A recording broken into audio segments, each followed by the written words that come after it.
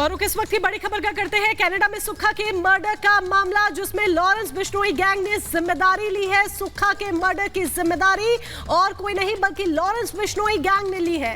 सुक्खा के मर्डर की जिम्मेदारी सोशल मीडिया पोस्ट के जरिए ली गई है। दावा किया गया है कनाडा में हुआ सुक्खा का मर्डर, जिसकी जिम्मेदारी लॉरेंस बिश्नोई गैंग ने ली है। ये सबसे चर्चित लॉरेंस बिश्नोई गैंग और लॉरेंस बिश्नोई के ही बहुत चर्चित, जिसकी तलाश और गोल्डी बरार के सदस्यों की तलाश भी पंजाब की पुलिस लगातार कर रही है। तो उधर कनाडा में जिस तरीके से लॉरेंस बिश्नोई हो, चाहे गोल्डी बरार हो, जो छुपे बैठे हैं, उनके से जुड़े एक के बाद एक कई खुलासे हो रहे, जिसमें ये बड़ा खुलासा अब यहां पर हुआ कि सुक्खा की जो हत्या हुई है उसकी जिम्मेदारी ली गई है।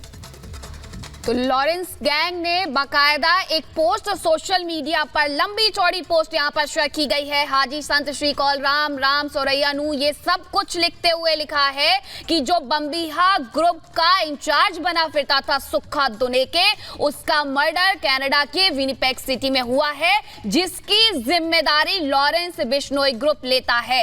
इन तमाम बातों का जिक्र एक लंबी चौड़ी पोस्ट में करते हुए लॉरेंस बिश्नोई गैंग ने इसका जिम्मा लिया है। 2017 में आपको बता दें, सुक्खा दुनेके फर्जी पासपोर्ट के जरिए कनाडा भाग गया था और उसके बाद उस पर लगभग 18 से ज्यादा आपराधिक मामले भारत में दर्ज। 41 जिन गैंगस्टर की यहां पर एनआईए ने शेयर की थी लिस्ट, उसमें नाम सुक्खा का भी था। और इसके बाद अब यहां ये भी कहा गया है, अगर हम बात करें इस पोस्ट में ये जानकारी भी दी गई है कि अभी और भी लोग बाकी हैं, यानी बिश्नोई गैंग के निशाने पर अभी कुछ और गैंगस्टर हैं। गैंगस्टर एक ही श्रेणी में सुक्खा का नाम आता था और सुक्खा का मर्डर विनिपेग सिटी में हुआ है, जिसकी जिम्मेदारी एक लंबे चौड़े पोस्ट के जरिए बिश्नोई गैंग ने ली है और साफ तौर पर कहा है कि अभी और लोगों का नंबर बाकी है। और अमनदीप हमारे साथ जुड़ चुके हैं। अमनदीप, ये देखिए, एक तरफ जहां तलाशी ली जा रही थी, पंजाब में जगह जगह सुक्खा की तलाश में छापेमारी हो रही थी, तो वहां सुक्खा की हत्या को अंजाम दे दिया जाता है और इसकी जिम्मेदारी और कोई नहीं बल्कि लॉरेंस बिश्नोई गैंग ने ली है। जी देखिए, बिल्कुल ठीक बात है, क्योंकि लॉरेंस बिश्नोई गैंग एक था पंजाब में और सुक्खा दुनेके जो दविंदर बम्बीहा के गैंग का था।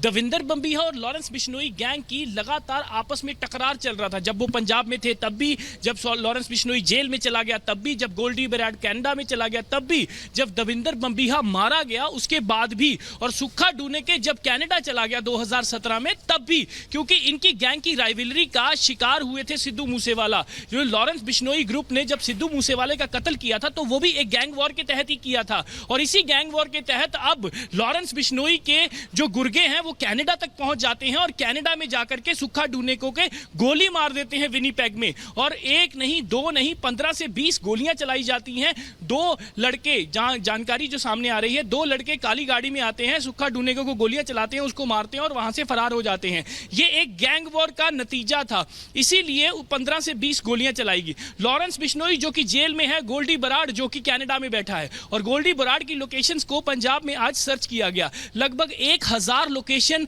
5000 पुलिसकर्मी अलग अलग जगह पे, और रेड्स अभी भी जारी हैं। और रेड्स के बाद ये पता चलेगा कि आखिरकार कितने लोग अरेस्ट हुए हैं और कितने लोगों के खिलाफ पर्चा हुआ है, क्या ड्रग्स मनी बरामद हुई है, क्या ड्रग्स बरामद हुई है। ये गैंग वॉर का नतीजा है। सुक्खा दुनेके जो था वो दविंदर बम्बीहा गैंग का था और उसको इस्तेमाल किया जा रहा था कुछ खालिस्तानी टेररिस्ट की तरफ से, जो पंजाब में जितनी भी एग्जीक्यूशंस होती थी, जितने भी टेररिस्ट एक्टिविटीज होती थी, या फिर एक्सटॉर्शन होता था, मर्डर होता था, कॉन्ट्रैक्ट किलिंग होती थी, किडनैपिंग होती थी, वो सारे इन गैंगस्टर्स के गुर्गे जो पंजाब में हैं वो करते थे। और सुक्खा दुनेके, गोल्डी बरार, ये दोनों पैरेलल गैंग्स हैं, इनकी आपस में नहीं बनती, लेकिन ये दोनों गैंग्स हैं जो खालिस्तानियों के हाथ में खेल रहे थे। कभी उस गैंग को यूज किया जा रहा था तो कभी गोल्डी बरार के गैंग को यूज किया जा रहा था अपना काम निकलवाने के लिए पंजाब में। अमनदीप, लेकिन ऐसे में और भी सवाल खड़े होते हैं। एक तरफ पंजाब पुलिस ये कह रही है कि हम गोल्डी और बराड़ हो या फिर बिश्नोई गैंग के जो भी और गैंगस्टर हैं उन पर शिकंजा कस रहे हैं, उन्हें ढूंढ रहे हैं, उनकी भी हम यहाँ पर खोजबीन में लगे हुए हैं। लेकिन दूसरी तरफ जिस तरीके से ये सूत्रों के हवाले से सामने आया था कि गैंगस्टर वॉर में वो मारा गया है, लेकिन अब लॉरेंस बिश्नोई गैंग ने ये कह दिया है कि उसने जिम्मेदारी ली है, यानी अभी भी सक्रिय है, और अपनी पोस्ट में ये भी लिखते हैं कि अभी इक्के दुक्के और रह गए हैं। जी बिल्कुल ठीक बात है, क्योंकि लॉरेंस बिश्नोई जेल में है, गोल्डी बराड़ कनाडा में है, लेकिन उनको ग्रुप को चलाने वाले जो गुर्गे हैं वो अभी भी पंजाब में और हरियाणा में एक्टिव हैं, और उन्हीं गुर्गों के सिर के ऊपर ये इसी तरह की किलिंग्स होती है। हालांकि पहले तो सिर्फ पंजाब तक सीमित था, लेकिन अब लॉरेंस बिश्नोई के गैंग के गुर्गे जो हैं वो कनाडा में सक्रिय हो गए हैं। इसी वजह से पंजाब पुलिस ने ये सर्च जो किया है, जो रेड्स की हैं, इन्हीं गुर्गों के ठिकानों पे की हैं, क्योंकि जो लोग इनके संपर्क में थे, जो लोग गोल्डी बराड़ के संपर्क में थे, जो लोग लॉरेंस बिश्नोई के संपर्क में थे, उनके साथ केसेस में इन्वॉल्व थे, उनके साथ इन एक्टिविटीज में इन्वॉल्व थे, उनके ठिकानों पे, उनके घरों पे ये रेड की गई है, ताकि वो सारा एविडेंस कलेक्ट किया जा सके कि आखिरकार इनकी चेन कितनी बड़ी है, कितने मेंबर्स हैं इनके गैंग के, कहां पे फैला हुआ है और क्या कुछ प्लानिंग है इनके गैंग्स की। अगर लॉरेंस बिश्नोई गैंग और लॉरेंस बिश्नोई खुद जेल में बैठ के कनाडा के विनिपेग में एक किलिंग को एग्जीक्यूट करवा सकता है, तो आखिरकार इनका नेटवर्क कितना बड़ा होगा, जो कि पंजाब। बिल्कुल अमनदीप, लॉरेंस बिश्नोई बेशक जेल में है, लेकिन उसके जो सहयोगी हैं वो अभी भी एक्टिव है, और उसी एक्टिवनेस का ये नतीजा है कि लगातार देखिए इस तरह के एक के बाद एक मामले सामने आ रहे हैं। फिलहाल जानकारी के लिए बहुत बहुत शुक्रिया आपका। इस बीच एक और बड़ी खबर आ रही है, बड़ी खबर आपको बता दें, लखनऊ से बड़ी खबर आ रही है। यहाँ पर